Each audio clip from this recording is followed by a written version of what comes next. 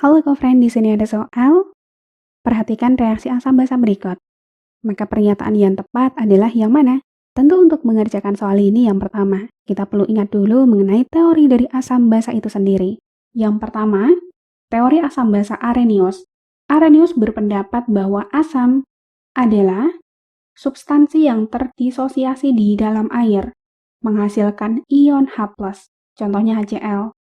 Ini terion sempurna menjadi H+ dan Cl-. Sedangkan basa, kalau terdisosiasi dalam air menghasilkan ion OH-. Contohnya NaOH di sini. Kemudian yang kedua, asam basa menurut Bronsted-Lowry. Asam itu adalah spesies yang mendonorkan proton. Sedangkan basa, spesies yang menerima proton. Kemudian terdapat asam basa konjugasi di sini. Contohnya, H2SO4 plus H2O menjadi HSO4- plus H3O+. H2SO4 di sini pasangannya dengan HSO4-. Kalau kita lihat jumlah H di sini berkurang. Artinya H2SO4 mendorongkan protonnya ke H2O. Sehingga H2SO4 berperan sebagai asam. Dan H2O sebagai penerima yaitu basa. HSO4- ini adalah kondisi ketika asam sudah mendonorkan protonnya. Maka ini disebut basa konjugasi. Sedangkan H3O+, ini adalah basa ketika sudah menerima ion H+, maka sebagai asam konjugasi. Kemudian teori ketiga, ada teori asam basa Lewis.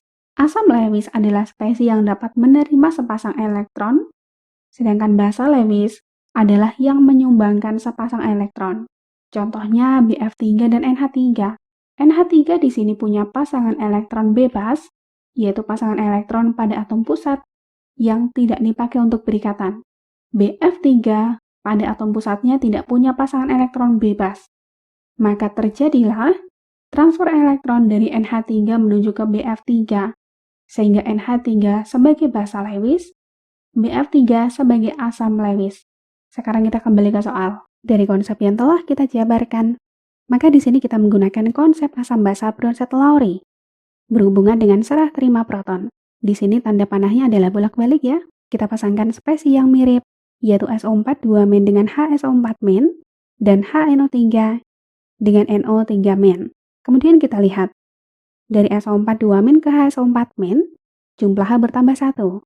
HNO3 ke NO3-, jumlah H berkurang 1. Sehingga dapat kita simpulkan bahwa arah donor proton dari HNO3 ke SO4 2-. Karena HNO3 mendonorkan proton, berarti di sini sebagai asam.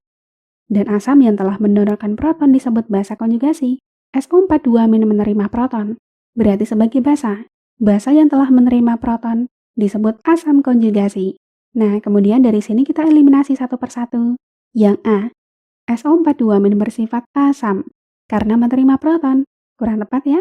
Yang B, HNO3 bersifat basa karena mendonorkan proton. Ini pun kurang tepat. Yang C, HSO4- merupakan basa konjugasi, seharusnya asam konjugasi. Yang D, NO3- merupakan asam konjugasi. Ini pun kurang tepat. Yang E, HSO4- merupakan asam konjugasi. Ini benar. Berarti kesimpulannya jawaban yang tepat adalah yang E. Terima kasih, sampai jumpa di pertanyaan selanjutnya.